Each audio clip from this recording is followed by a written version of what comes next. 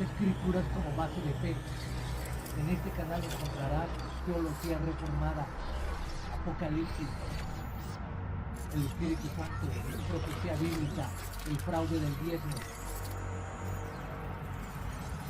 diccionario bíblico, panorama bíblico, libros gratis. La Iglesia de Cristo debe reformarse o morir. Una lucha incansable contra la apostasía. La Neorreforma y Eduardo Valdés Ortiz.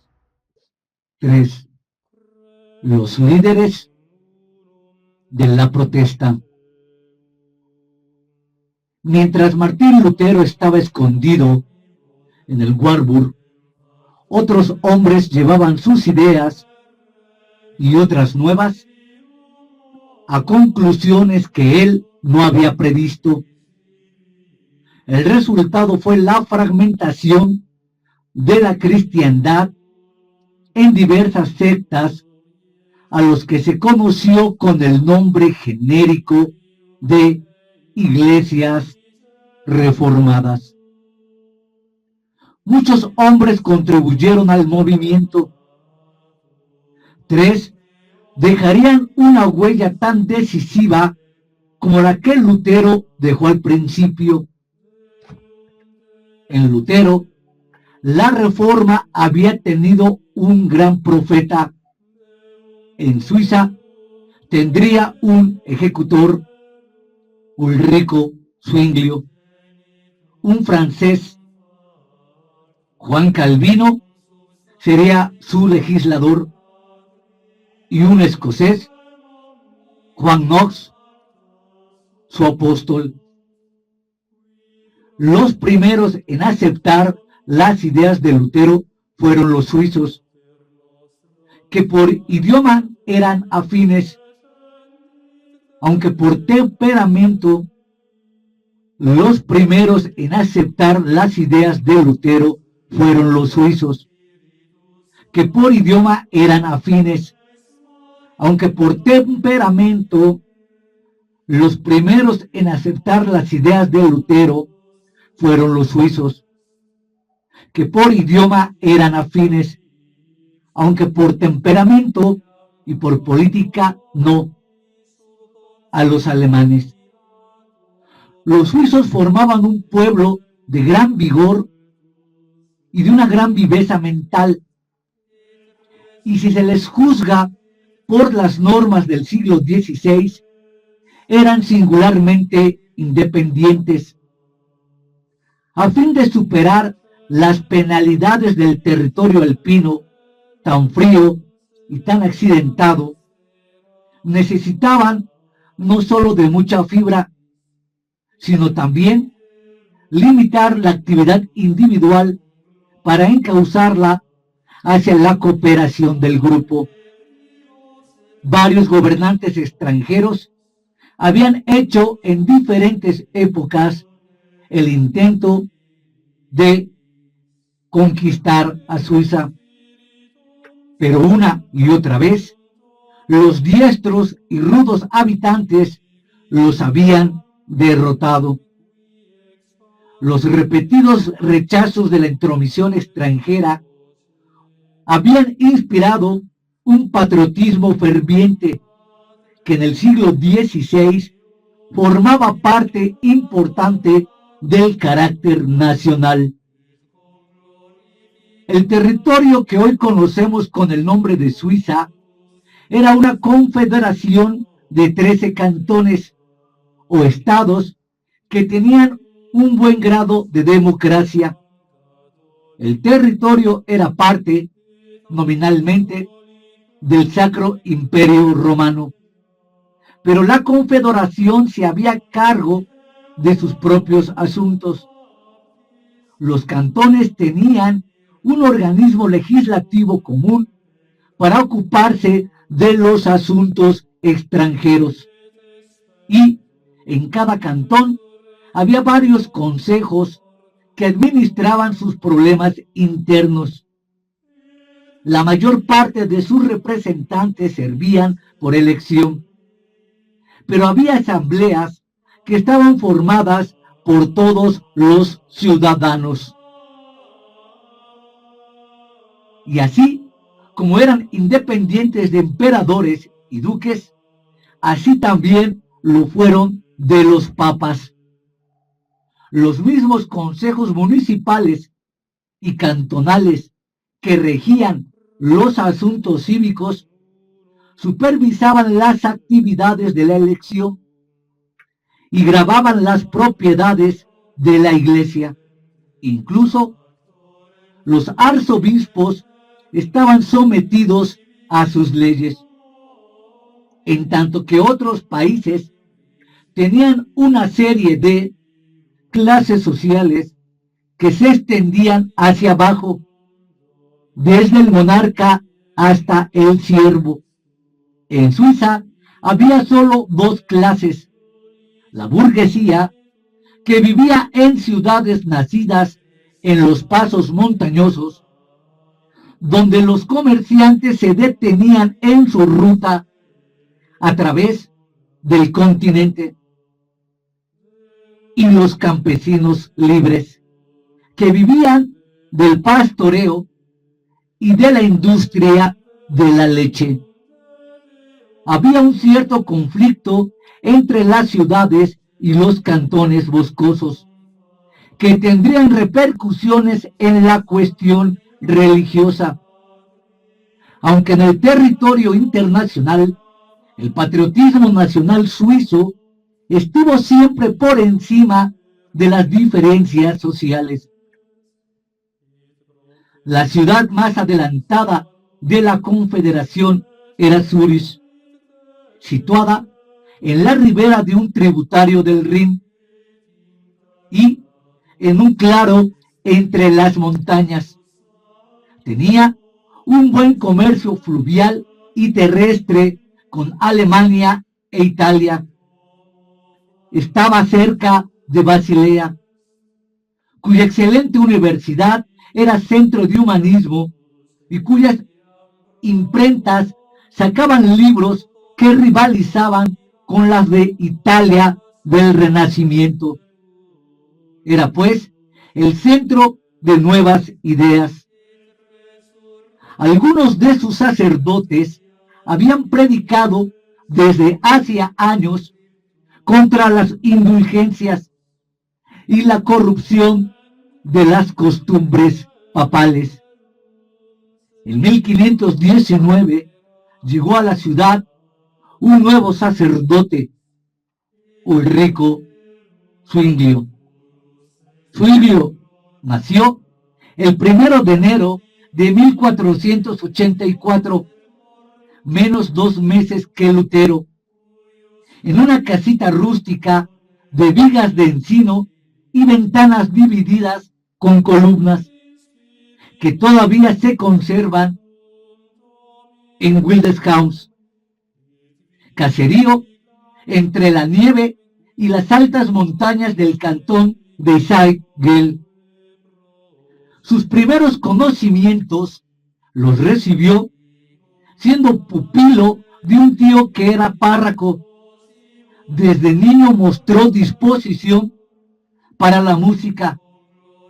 Aprendió a tocar media docena de instrumentos y tenía tan buena voz que un grupo de frailes dominicos lo invitaron a que formara parte del coro.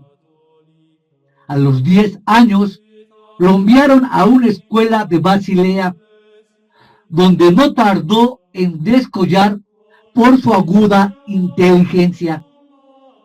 Después estudió en Berna y en las universidades de Viena y Basilea, donde los humanistas le enseñaron a apreciar los clásicos y a despreciar la corrupción eclesiástica. Zwinglio se ordenó en 1506 a los 22 años y por algún tiempo fue párroco de Aldehuelas.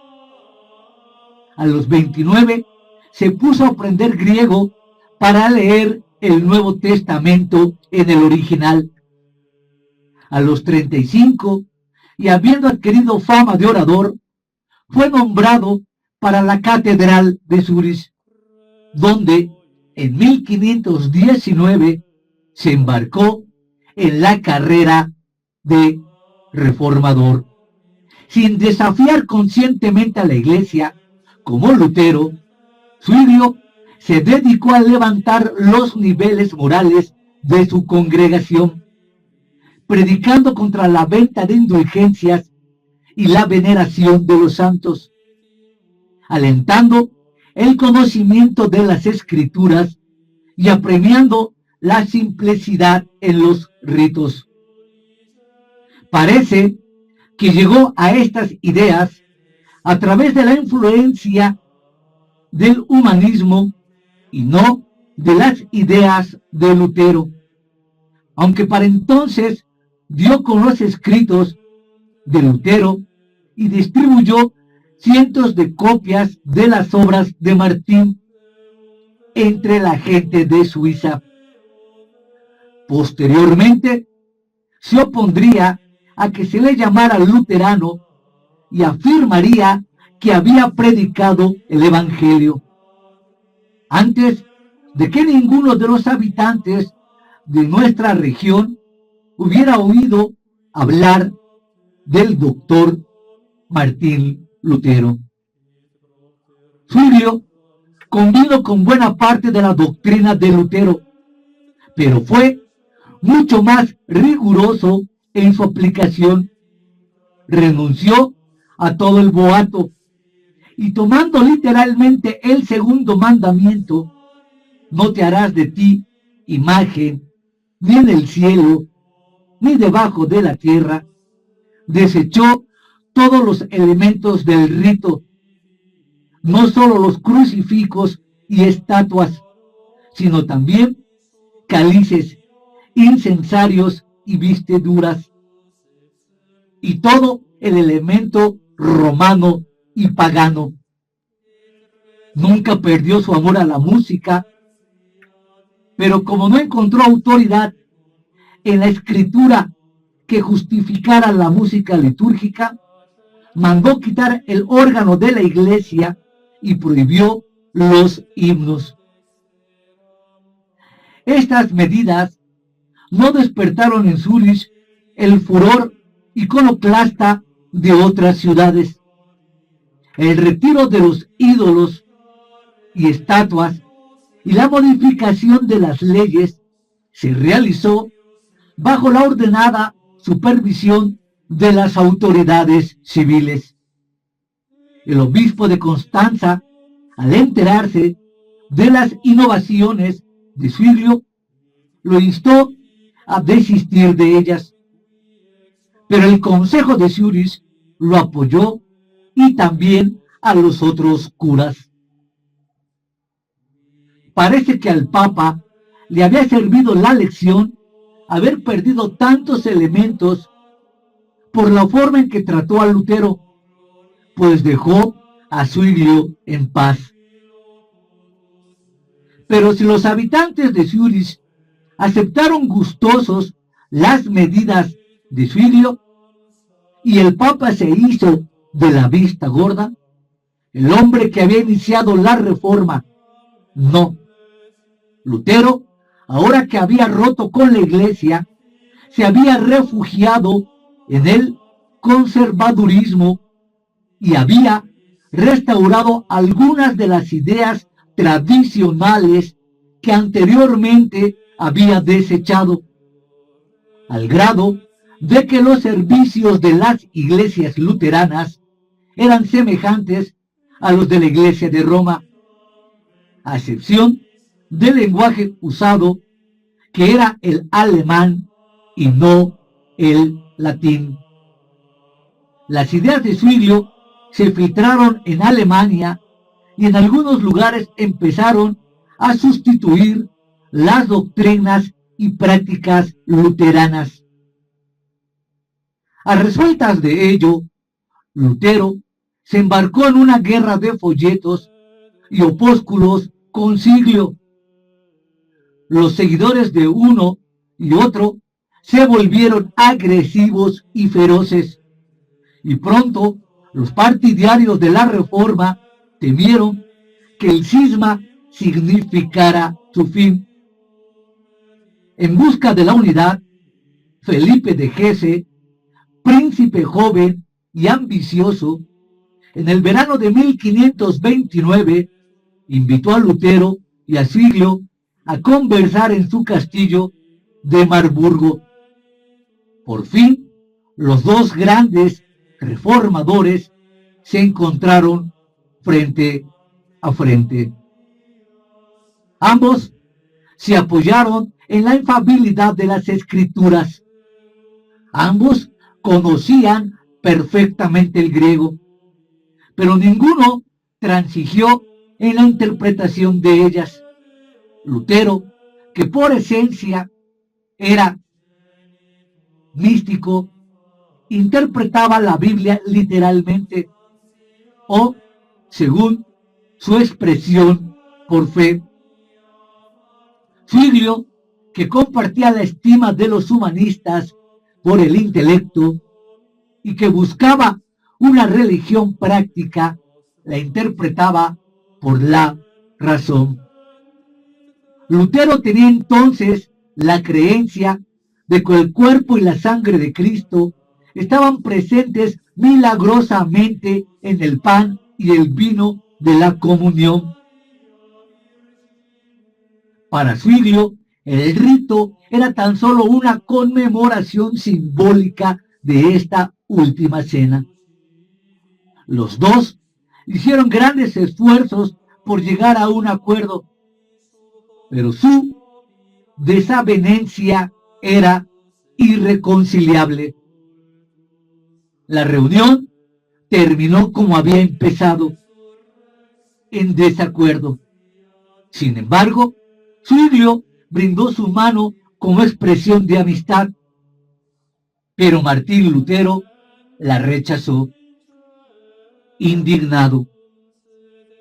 Después compararía a Zwinglio con el apóstol Judas traicionando a Cristo y dijo: no permitiré que el malo me enseñe nada en mi iglesia.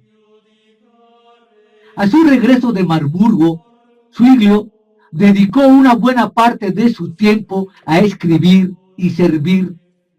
Con su influencia sobre el concepto de la ciudad como gobernador, de hecho, de Zúrich, fue severo en su régimen e intransigente con la oposición, a pesar de que por corazón seguía siendo humanista.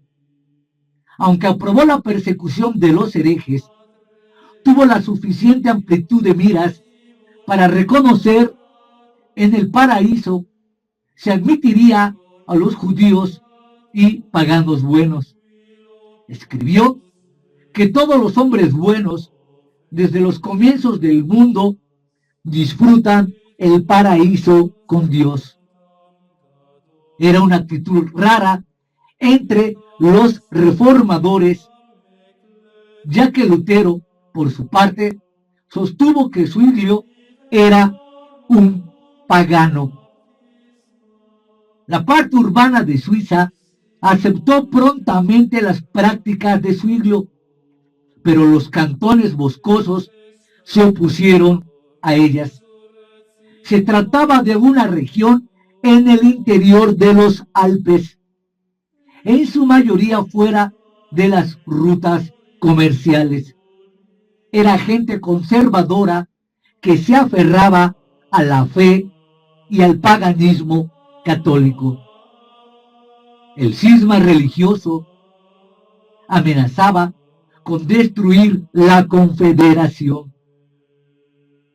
5 cantones formaron la Liga Católica y en 1531, tras 2 años de crecientes disensiones, enviaron contra Zúrich un ejército de 8,000 hombres. Zwinglio reunió 1,500 soldados, les dio un yelmo y a la cabeza de los habitantes de Zúrich entró en desigual batalla. Un golpe de pica lo derribó y la mayor parte de sus tropas cayeron o se dispersaron.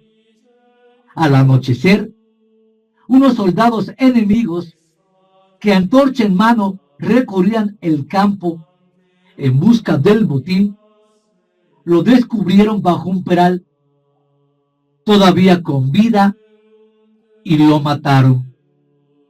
La Reforma perdía en manos de los católicos intransigentes y paganos al que seguramente había sido su jefe más humano. A partir de entonces, el centro de la Reforma se trasladó a Ginebra y la mente inflexible del gran Juan Calvino. Calvino nació en 1509 en la ciudad catedral de Noyon, en Picardía, al norte de Francia, donde su padre era notario diocesano. Aún desde niño mostró una notable precisión mental y una angustiosa necesidad de perfección.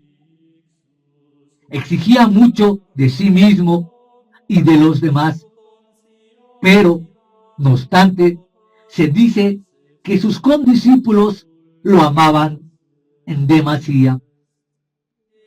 Como parte de su carrera sacerdotal, Calvino fue a París a estudiar teología y filosofía escolástica, materia que seguramente iba muy bien con su espíritu exigente. Pero a la mitad de sus estudios sacerdotales, su padre lo envió a Orleans a estudiar derecho. Su padre, a semejanza del de Lutero, quería para su hijo una profesión de riqueza y categoría. Calvino nunca ejercería su carrera, pero consideraría al derecho como el logro mayor de la humanidad. En Orleans tuvo profesores humanistas, mas parece que a pesar de ello no captó la idea dominante del humanismo, de que el placer mundano no es malo. En cambio, parece que lo que más lo impresionó de los clásicos fue el estoicismo, la filosofía griega que exalta la disciplina y predica la impasibilidad ante el placer y el dolor. En su filosofía nunca mencionó al estoicismo por su nombre, pero la disciplina y la impasibilidad serían elementos fundamentales del credo calvinista. Durante su estancia en Orleans, Calvino cayó bajo el atractivo de la literatura evangélica y empezó a tener tratos directos con los reformadores. En el decenio de 1530, Francia era un lugar no muy seguro para quienes tuvieran opiniones no ortodoxas. El rey Francisco I toleraba y perseguía a los herejes según su conveniencia política. En el verano de 1534 los empezó a atacar. La nueva fe fue equiparada con la violencia y la ilegalidad. Calvino, temeroso de ser arrestado por sus relaciones con los reformadores, abandonó Francia y se fue a Basilea. Allí se echó a las cuestas la tarea de escribir las instituciones de la religión cristiana, una obra teológica monumental, llena de reflexión y de inspiración en los textos bíblicos. En sí, es una defensa del movimiento de reforma y texto de instrucción, grande, muy grande sería su influjo de la reforma, mayor que la de cualquier obra aislada de Lutero. Fue la primera exposición lógica y de amplia significación en las creencias de la reforma. En ella, Calvino fue aún más lejos que Lutero en su revisión de los conceptos medievales del derecho religioso. También fue mucho más sombrío que los escritos de Lutero, pues en tanto que éste consideraba a Dios como eminentemente bondadoso y atacaba las prácticas corruptas de la Iglesia Católica Romana que iban contra ese concepto, para Calvino la característica más importante de Dios era su soberanía absoluta. Como se inspiró en el Viejo Testamento, Calvino concibió un Jehová mucho más terrible que el Dios de Martín Lutero. Aún así, las características inmanentes de Dios en el Antiguo Testamento son descritas perfectamente en dicho testamento. Pero si el concepto en que se basaron las instituciones es terrible, el libro en sí es una declaración clara, lógica y sistemática de las creencias de la Reforma, y se ganó la voluntad de cientos de miles. Además, el Antiguo Testamento se inspiró en los primeros tratadistas de la Iglesia, sobre todo en San Pablo, que era parte importante del pensador luterano. En los teólogos escolásticos del medievo y en Lutero y en Zwinglio. No había ideas originales en la obra. Se limitó a sintetizar las opiniones de escritores que lo habían precedido. Dado el respeto de Calvino por el derecho, no es de extrañar que las institutas comiencen con una exposición de los 10 mandamientos. Se ocupan luego del credo, y partiendo del mismo credo de la Iglesia de Roma, afirma la creencia de la Trinidad de Dios, la divinidad de Cristo y la resurrección después de su muerte. Respecto a la salvación, Calvino negaba la tesis de que la Iglesia era el único camino de salvación y que se podría alcanzar bajo las buenas obras. Para Calvino, la Iglesia Católica Romana no es la única institución por el cual el hombre se puede salvar. Más bien, es la puerta del infierno por sus creencias paganas, impías e idolatracas. Así, Lutero hacía depender la salvación exclusivamente de la fe. Calvino redujo este principio a una doctrina de los elegidos, según la cual sólo se salvan los escogidos por Dios. A continuación, trata de los sacramentos, de los que sólo aceptó el bautismo y la cena del Señor y rechazó los otros 5. No habría que olvidar que los 5 puntos del calvinismo están perfectamente clarificados y respaldados por las Sagradas Escrituras.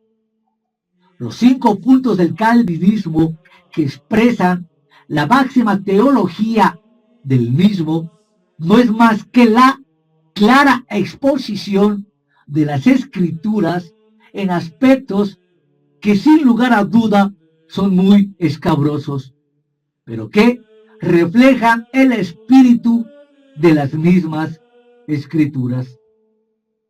Por último, las instituciones del Calvino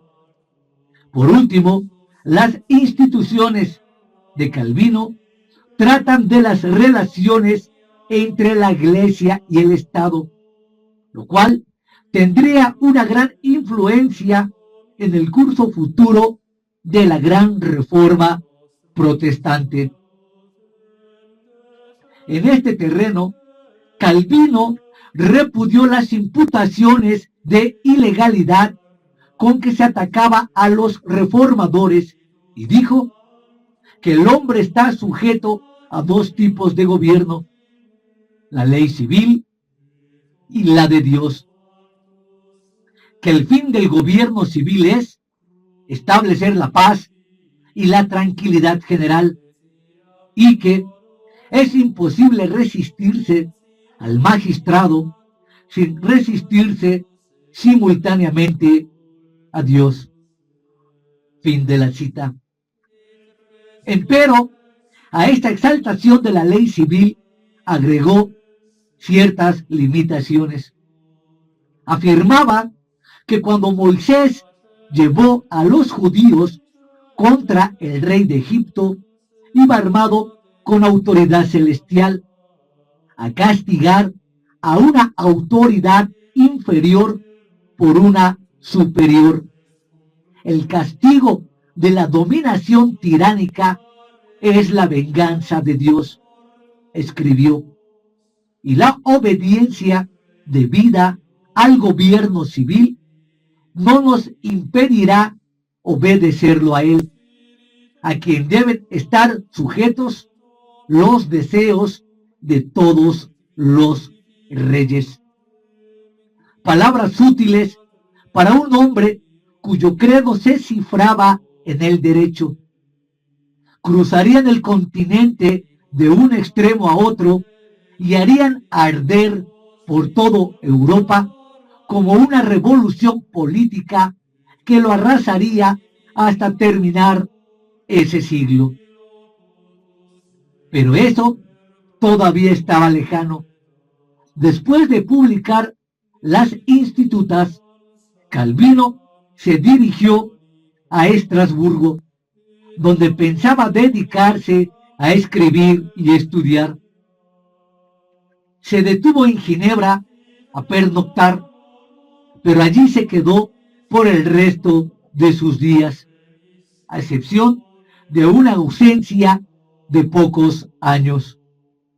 Puso en práctica un régimen teocrático y ejerció un dominio personal tal como pocos hombres lo han ejercido. Hacia 1530, Ginebra era un próspero centro de comercio y manufacturas y una república independiente de la Confederación Suiza. Allí, la independencia era algo nuevo, ya que Ginebra acababa de librarse del yugo de los duques de Saboya, que la habían gobernado como parte de un territorio que hoy en día pertenece a Francia. Al igual que los cantones de Suiza, Ginebra se gobernaba por asambleas municipales que tenían jurisdicción sobre cuestiones eclesiásticas y civiles. El pueblo, no obstante, era bullicioso e indisciplinado, orgulloso de su recién ganada libertad y receloso de los extranjeros. Su fe era una combinación amorfa entre las ideas de Lutero y de Zwinglio. Su predicador más destacado era un francés barbirrojo llamado Guillermo Farel, hombre de disposición fiera, que un amigo suyo tenía que recordarle que un predicador debe enseñar y no maldecir. Farel había estudiado en la Universidad de París, donde había sufrido el influjo de los humanistas franceses. A semejanza de sus maestros, deseaba que la reforma se realizara desde el seno mismo de la Iglesia, pero viendo que eso no ocurría, salió de Francia y recorrió Europa como predicador independiente. En las varias veces que estuvo en Ginebra, después de 1532, se quejó de que la ciudad no tuviera mano dura que domara a su levantisco pueblo. Al llegar Calvino, Farel vio en su ahínco un espíritu firme, capaz de reformar el libertinaje que privaba en la ciudad. Lo exhortó a quedarse, pero Calvino vacilaba. Farel lo amenazó con maldecirlo en nombre de Dios y Calvino se quedó. Juntos se pusieron a establecer un régimen de austeridad en Ginebra. Censuraron el juego, el alcohol, el canto y el baile, y mandaron a exiliar a los transgresores. Pero los ginebros no estaban preparados para una severidad tal, y el irritado Consejo Municipal expulsó a ambos hombres. Pocos años después, el Consejo pensó mejor las cosas y llamó a Calvino. Era evidente que la moralidad estaba perdiéndose, que el movimiento de reforma iba cediendo ante el catolicismo y que la falta de disciplina estaba convirtiendo en Ginebra en presa vulnerable a los ojos amenazadores de los duques de Saboya. Lo primero que hizo Juan Calvino al regresar fue convencer al consejo de la ciudad de que nombrara una comisión de 11 concejales, 5 clérigos y 6 laicos, con él en la presidencia, para que se redactara un código legislativo. De hecho, resultaron las ordenanzas eclesiásticas, una constitución de la Iglesia reformada, que debía ser apoyada por el Estado. Dividía a la Iglesia en una jerarquía de pastores y maestros y otra de presbíteros y diáconos laicos, para que los nuevos pastores pudieran predicar.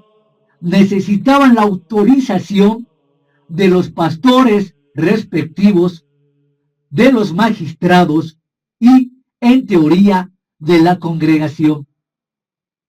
Era la primera aplicación de la democracia a las cuestiones eclesiásticas, la cual, como las palabras de Calvino contra el Estado secular, resultó muy útil. En realidad, la congregación casi no intervino y la participación de los laicos no fue inmediata, sino que vino cuando otros hombres comentaron y ampliaron a Calvino, del mismo que él lo había hecho con Lutero y Zwinglio. La Biblia era la ley y los pastores sus intérpretes. El gobierno civil estaba obligado a hacer cumplir la interpretación de las Escrituras.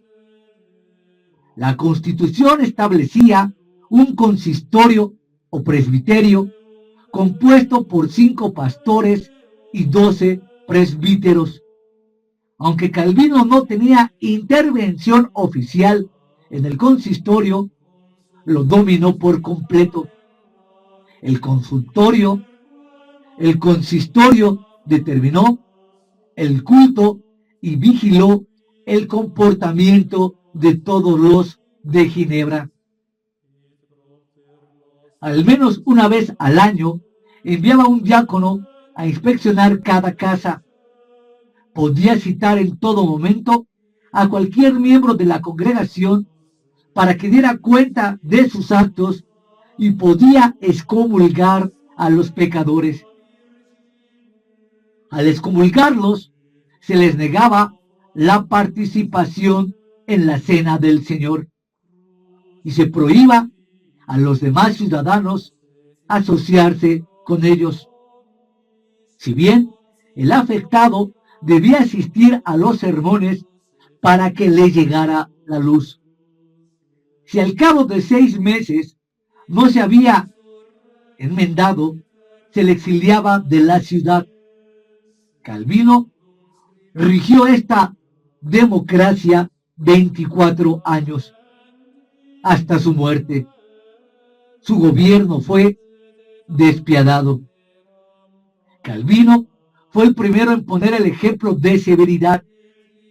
Predicaba fuertes sermones, a veces hasta 4 por semana, a los que debían asistir todos los ciudadanos, excepto aquellos pocos que tuvieran que cuidar niños pequeños o animales. Sostuvo una correspondencia prodigiosa con teólogos de todas partes. Escribió docenas de libros y folletos, y en 20 años revisó 520 las instituciones. Antes de morir, había dejado prescritos todos los detalles de la doctrina y la conducta individual. El pueblo de Ginebra, que tan orgulloso se sentía de haberse librado de los duques de Saboya y los prelados de Roma, se sometió de buen grado a una tiranía aún más dura y omnipresente. Sin embargo, siempre reconoció que era mejor seguir a Calvino que a la corrupción moral e infinita de la Iglesia Católica Romana. Unos cuantos ciudadanos temerarios que odiaban al teócrata lo llamaban Caín, y a sus perros les ponían por nombre Calvino. Pero los disidentes pagaban su pecado con la vida o con expulsión. Calvino fue tan severo como Lutero, y la Iglesia de Roma, respecto a la herejía y a la oposición, a la que consideraba instrumento del demonio, contaba con el respaldo de los ciudadanos destacados, como la independencia nacional había sido posible por la disciplina. Los suizos en su mayoría la daban por sentada. Además, la doctrina de Calvino sobre los elegidos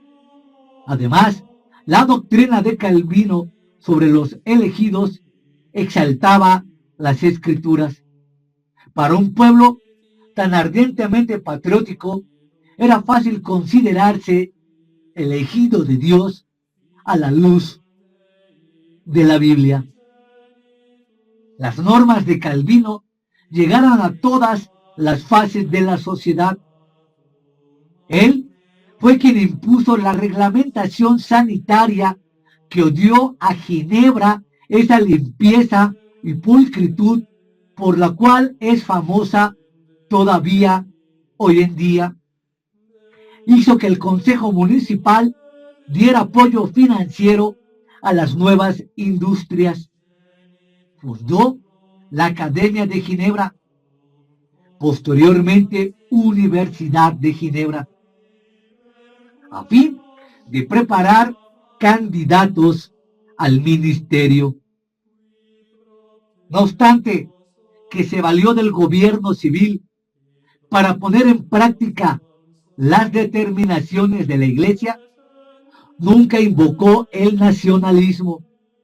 Por ello, su credo se extendió mejor que los de Lutero y Zwinglio. Y vaya que si viajó.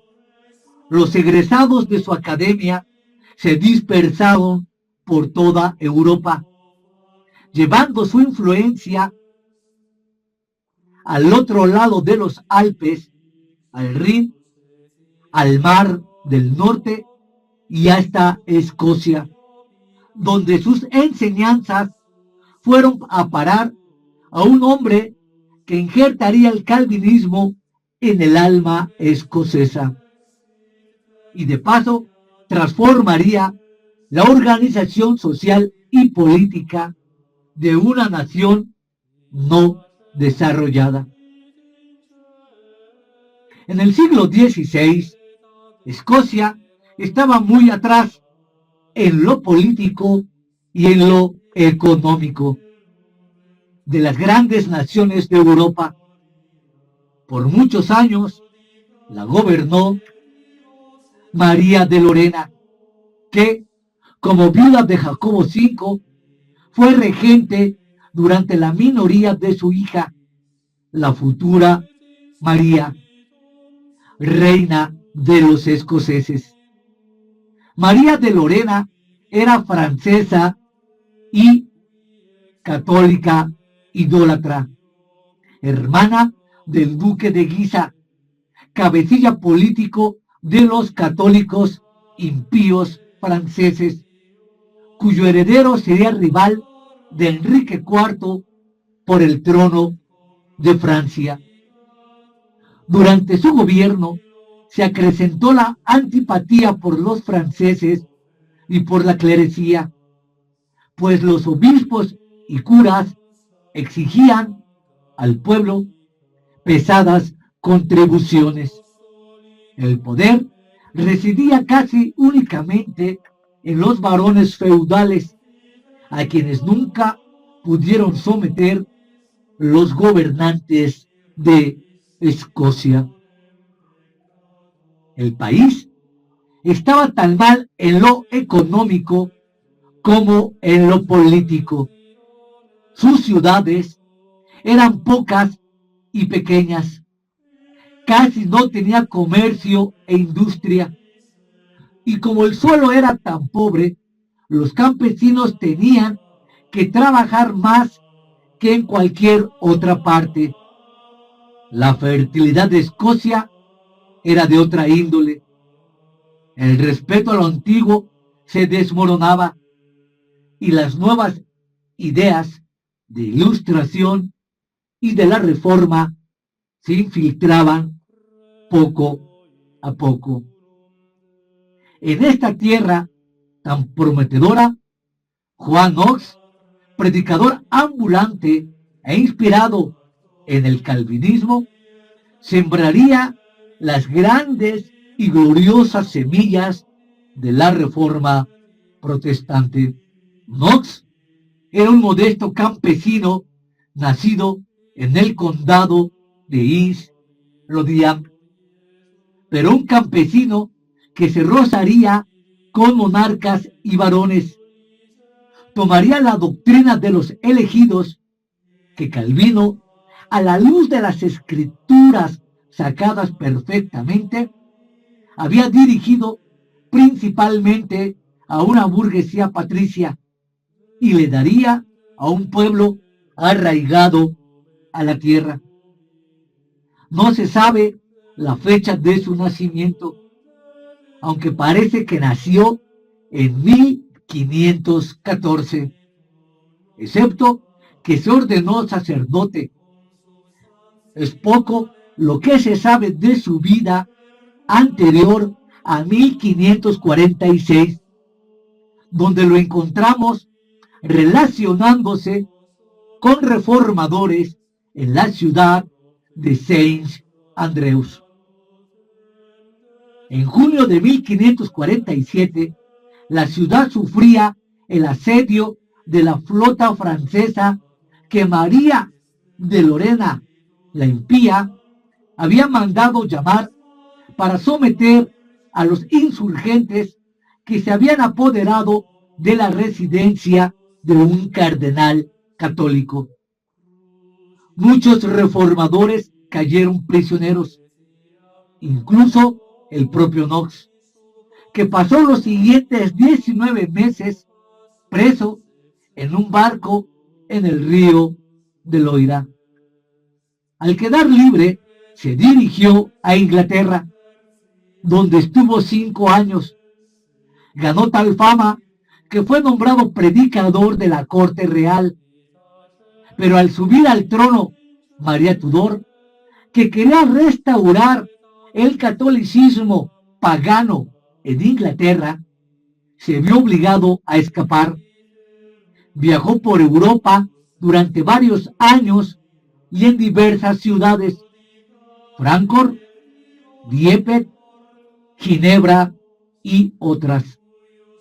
Conoció a muchos reformadores, pero sin dejarse de cartearse con los amigos de su país, que para entonces pugnaban activamente por la gran reforma.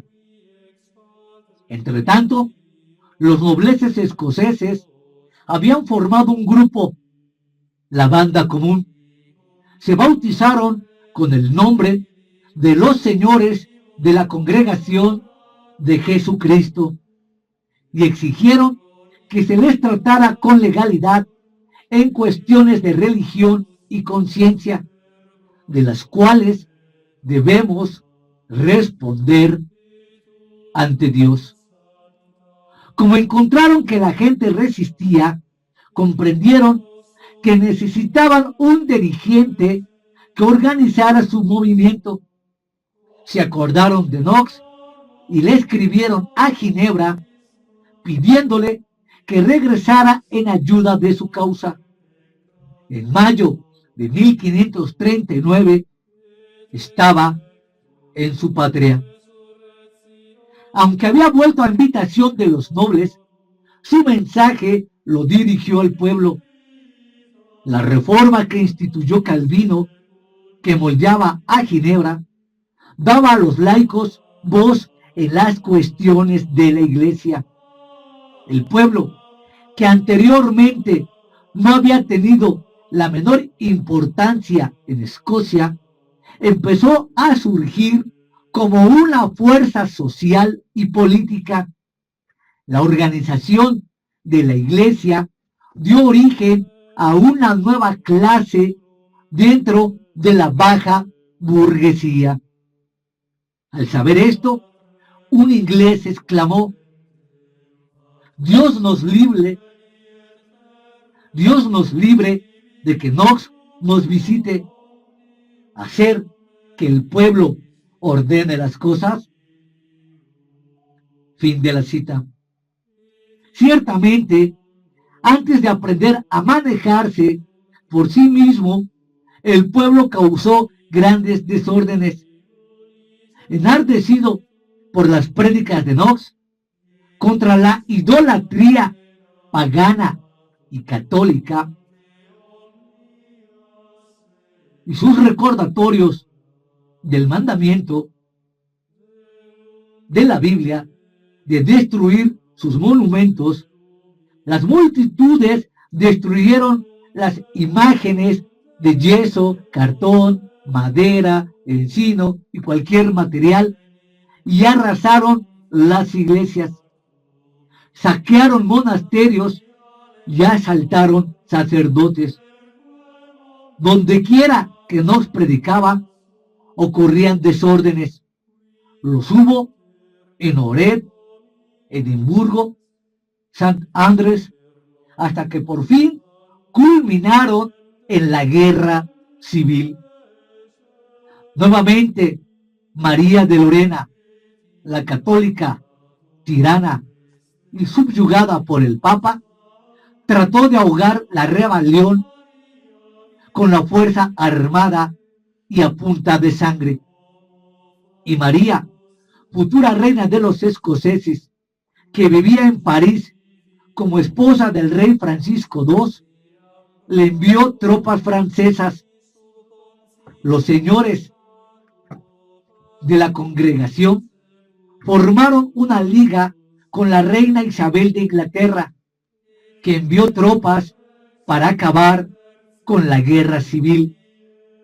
Posteriormente se firmó el Tratado de Edimburgo, que garantizó la independencia de Escocia respecto a Francia e Inglaterra. Poco después de estas negociaciones, se reunió el parlamento más numeroso de la historia del país para ocuparse de la cuestión religiosa. Acudieron cientos de nobles y pequeños burgueses que nunca antes se habían molestado en reunirse. Llamaron a Knox para que redactara una confesión de fe. Así lo hizo, basándose en el credo calvinista y bíblico. Enseguida, el Parlamento aprobó leyes que abolían la autoridad del Papa, su abuso y su poder, y prohibían los ritos católicos, que ordenaban que la conversación de la religión era deber del Estado, y establecieron que el gobierno pagara a los ministros. Tal era la situación reinante cuando María, reina de los escoceses, llegó a tomar posesión del trono en 1561. Como había sido educada en Francia durante la regencia de su madre en Escocia, era católica, ignorante y francesa, por temperamento y en aspecto. En 1561, María tenía apenas 18 años, pero ya era viuda. Era alta, hermosa, ambiciosa, alegre y católica. Venía de la corte más fastuosa de Europa, a una tierra yerma y desabrigada, en que su religión estaba proscrita, en que su estilo francés desagradaba a este pueblo hosco, en que sus facultades estaban limitadas por los comuneros a quienes ella despreciaba. Falló en sus relaciones con los escoceses y su reinado fue trágico. Knox predicaba en Edimburgo cuando desembarcó María, la cual mandó llamar con la esperanza de dominar al alborotador.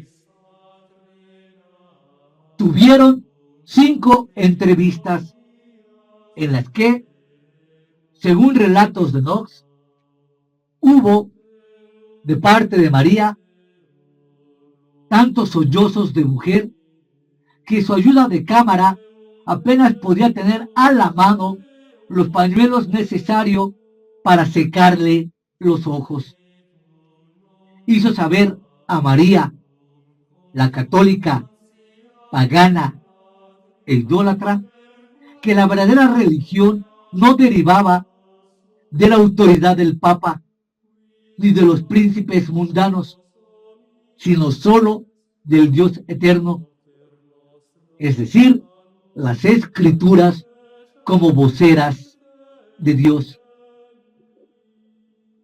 2 matrimonios impopulares, el escándalo, intrigas cortesanas y un crimen achacado a la reina llevaron finalmente a la deposición de María por el Parlamento y por extensión el descrédito final del catolicismo romano. El hijo que María dejó tras su vida fue educado en el protestantismo.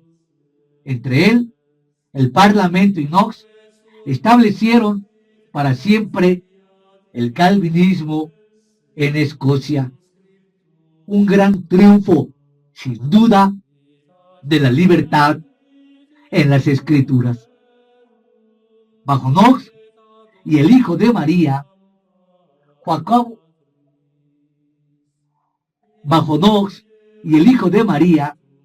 Jacobo VI, los escoceses no tuvieron libertad de culto. En teoría, la pena por celebrar ritos católicos era la confiscación de sus propiedades, el exilio o la muerte. Pero hubo tan poca oposición a la Iglesia reformada que no fue necesaria tal persecución. A pesar de sus primeros tumultos por adoración a imágenes que siempre se han disfrazado bajo el nombre de iconoclásticos, es decir, la adoración de ídolos paganos y mudos llevados supuestamente al arte. A pesar de sus primeros tumultos, la reforma escocesa fue la menos sangrienta en Europa. Empero, mucha sangre correría en otras partes, sin excepción. Los auténticos reformadores, los que ganaron su libertad desafiando al papado, las peores persecuciones las sufrieron los anabaptistas, seguidores de diversas ramas del movimiento reformador. El anabaptismo, que literalmente significa nuevo nacimiento o nuevo bautismo, fue el nombre genérico dado a los diferentes grupos que practicaban el bautismo en los adultos. La Iglesia de Roma y los principales reformadores lo administraban a los niños. Según las creencias de algunos anabaptistas, ningún cristiano podía tomar parte de un estado seglar porque el estado seglar es pecaminoso. De esta suerte, los anabaptistas parecían subversivos al resto de la gente y contrarios a todo lo que mantenía unida a la sociedad. Unos cuantos anabaptistas fueron radicales, pero la mayoría fueron tranquilos y disciplinados. Más todavía, los anabaptistas fueron el único grupo religioso en esa era de intolerancia que hizo de la libertad de culto un postulado de su credo. Los primeros anabaptistas aparecieron en Zúrich en 1525 y enseguida surgieron en todas partes, algunos de forma independiente y otros inspirados en refugiados. Donde quiera que iban, se enfrentaban a persecuciones. Así, la fe dominante fuera luterana, calvinista o católica. Sus supervivientes erraron por toda Europa. Algunos se encontraron refugio en Polonia y Moravia, y otros fueron a parar a las colonias inglesas en América. Todavía se encuentran algunos descendientes del movimiento anabaptista en los Estados Unidos de Norteamérica. Incluso hoy en día procuran aislarse del mundo que rodea sus comunidades. En el siglo XVI, las excentricidades de los anabaptistas eran tales que los grandes reformadores habrían aceptado que tal mutación hubiera sido hija de sus propias raíces. Pero los anabaptistas sí fueron una variante. La reforma propiamente dicha fue llevada a cabo por hombres más acordes, más identificados que ellos con el espíritu de los tiempos, hombres que tuvieron como voceros a Lutero, Zwinglio, Calvino y Knox, las grandes lumbreras de la Reforma. Aunque sus ideas no eran las mismas, tenían en común estos principios: confianza en las Escrituras, justificación por la fe y el rechazo total y absoluto a la autoridad de Roma y de sus papas. Diferían en cuestiones de herencia nacional y en la política prevaleciente. Se habían enfrentado con la Iglesia de Roma no solo porque la corrupción, el paganismo y la idolatría se habían mezclado con su doctrina, sino porque también empezaban a nacer los estados nacionales. Por eso surgió una contienda por el poder, en la que el brazo secular se enfrascó en una larga lucha con el brazo eclesiástico. Quizá esta no lo hayan percibido los reformadores, o lo hayan percibido muy vagamente, pero lo cierto es que influyó en ellos, y también que en el futuro de la reforma en Europa sería cuestión principalísima. Pero lo cierto es que influyó en ellos, y también que en el futuro de la reforma en una Europa que sería una cuestión principalísima.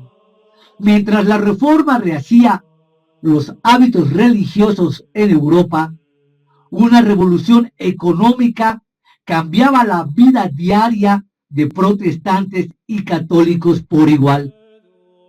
Bajo la coacción del creciente comercio, los viejos conceptos de trueque y de riqueza fundada en la tierra se dieron ante una economía cuya base era el dinero y cuyo principio soberano era que el capital debía servir para crear más capital.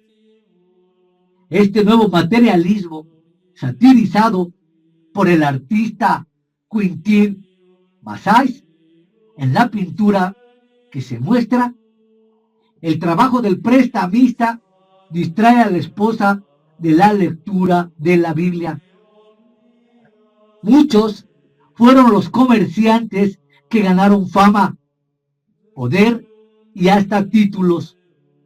Su ansia de dinero originó un gran auge, pues se crearon muchas instituciones y prácticas mercantiles que todavía en uso, entre otras, están las bolsas de valores, las cartas de crédito, etc.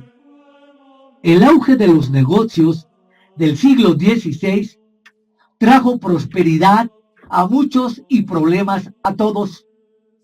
Un estadista inglés, Tomás Moro, dijo que el oro y plata son ya la sangre del cuerpo social. El comercio crecía con transfusiones fantásticas de metales preciosos. La cantidad de metales disponibles por acuñación se dobló y cuadruplicó, porque los métodos mejores de explotación aumentaron el rendimiento de las minas europeas y porque los barcos regresaban cargados de ellos de África, el Oriente y el Nuevo Mundo. Este enorme tesoro entraba en arterias del comercio por muchísimas casas de moneda. Los reinos chinos y grandes acuñaban su moneda y también lo hacían las grandes ciudades libres y los ducados gobernados por nobles o clérigos.